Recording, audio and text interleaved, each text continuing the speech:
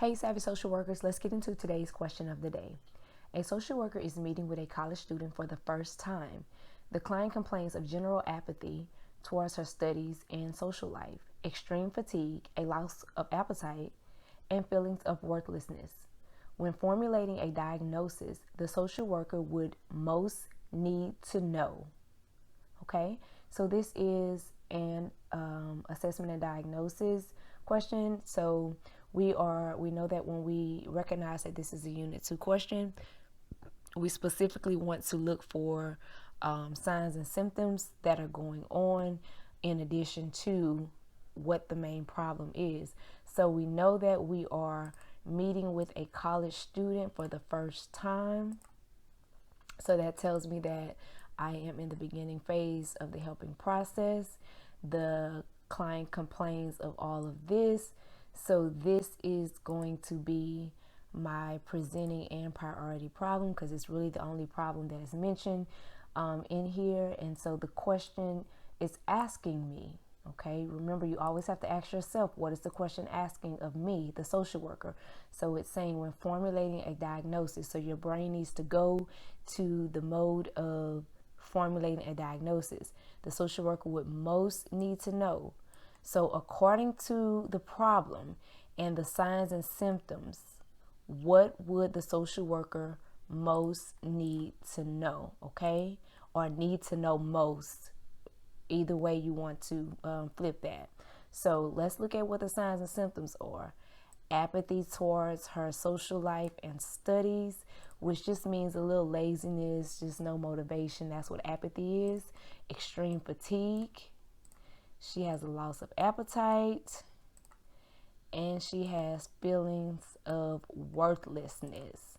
So when we're trying to formulate a diagnosis, remember this question is not asking you to intervene like in a helping way. It's not asking you what should you do first or next to help this client. It is specifically asking you when formulating a diagnosis. So you are trying to formulate a diagnosis, okay? So what would you need to know most? How long and how often the client has been experiencing these symptoms. That could be important to know. So we're going to pause that. B, whether there is a history of depression or suicide in the client's family.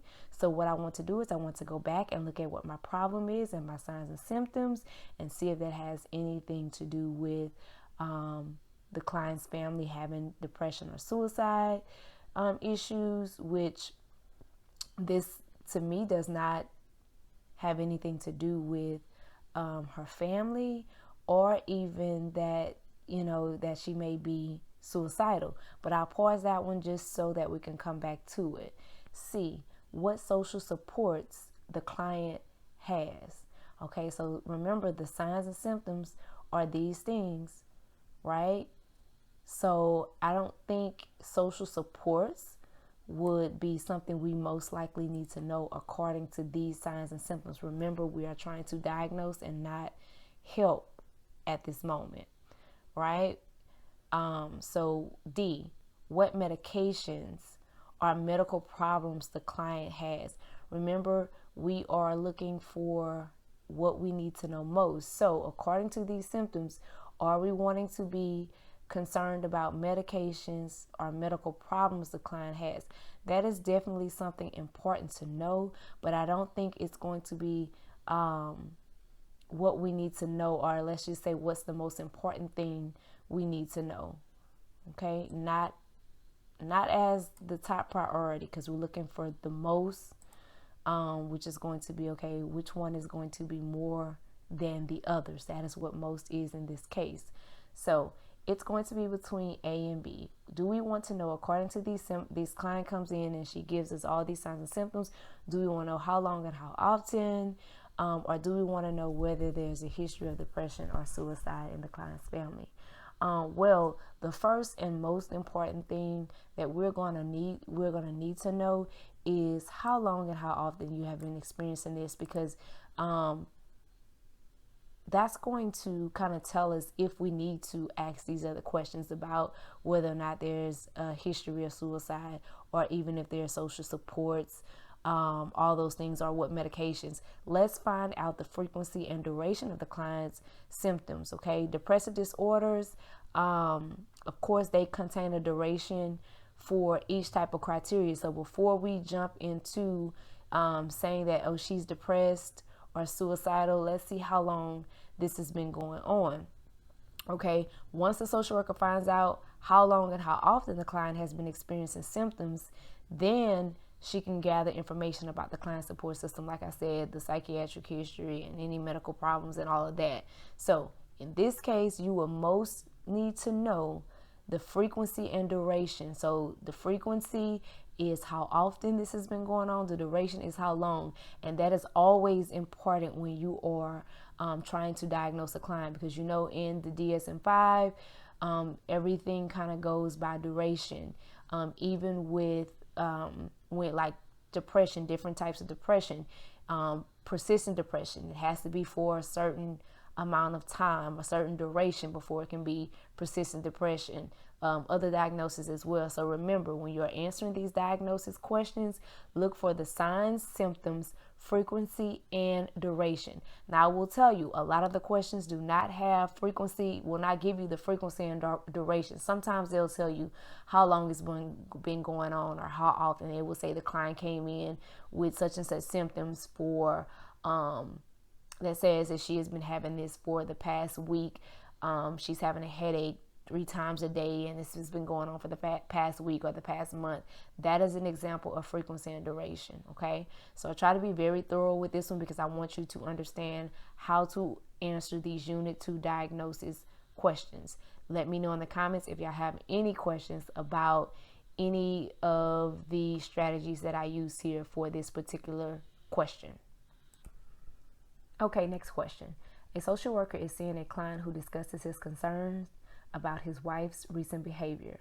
The client states that his wife is working long hours, is irritable with him and the children, and constantly wants to be left alone. The client says that he is having a hard time dealing with his wife's behavior because he knows that it is emotionally hurting their children. The social worker should first. So right out the gate, I'm looking at this as an intervention question, because it's asking me what should I do first. So that means I'm going to immediately go into my strategy and figure out, first of all, where am I in the helping process. So it says that you're seeing a client. So it really doesn't allude to whether we're in the beginning or if we've already been working with the client. So I am not going to overthink it. If it's not clear, then that means it's not going to be clearly relevant to the answer I need to pick. Okay, so it says that this client discusses his concerns. That is why he's here. So that is going to be my presenting problem. That's what's going on leading into this session. All right, so the client gives all of this stuff, and then he says he's having a hard time dealing with his wife's behavior because he knows that it is emotionally hurting the children. So that is where the priority is going to be. So he gives you a whole lot of line gap information here just to kind of build up his story. And then here's where the nitty-gritty of the problem happens. He's having a hard time dealing with his wife's behaviors because, and anything that follows this little conjunction right here, I know is going to be really, really important. So because he knows that it's emotionally hurting the children. So the social worker should first, which means the question is asking you, this is the first question. So the question is asking you, what is the most important thing that you need to do about the priority issue, which is the client having a hard time dealing with his wife's behavior because he knows that it is emotionally hurting the children. Heavily on the, because he knows that it is emotionally hurting the children, because that's what follows my conjunction. And I know that that's where we want to pinpoint that in the problem. If there's a conjunction somewhere in the problem, then what follows it is going to be where I pinpoint. So would it be A, would the most important thing to do about this problem be A, discuss additional family support for the children? That is not going to be relevant here in this, for this problem. We're talking about him having issues with his wife's behavior. So, and because it's emotionally hurting children, so family support is not going to be the most important thing right now. B, would the most important thing be to explore why the wife may be reacting in this manner? Okay, well, that is something we can do. Is that going to be the most important thing we want to do? I would say no, because our concern is the children being emotionally hurt, and also because the man is our client, right? So exploring why she's acting in this manner is going to be more focused on her versus focusing on him and what he's dealing with in regards to his children. So I'm going to eliminate that. C, would the most important thing be to discuss the client's concern for his children? Okay, well, that definitely sounds likely, because again, this is our problem. He's having a hard time dealing with it because he's concerned about his children's emotions. So we definitely would want to discuss that. But is that the most important thing? Let's pause it and see what D is talking about. Assess the wife's mental health history. Again, the wife is not my client, doesn't even say that she's here. So I want to focus first and foremost on the man and his concerns, his immediate concerns. In order to help the client, it is important that the social worker discuss the details of the client's most prominent concern before taking further action, okay? All right, so these other answers, again, may be appropriate steps somewhere down the line with the client's treatment, but not until we understand what is, the most important thing, or the most immediate thing that he is concerned about, which is his children. So let's get into that. Again, y'all let me know if y'all have any questions. These were not that difficult, but if y'all have any questions, please put them below, any comments. Again, please like this video, share it with whomever you think can benefit from it. Thank you so much for being here, and let's go get those passes the savvy way.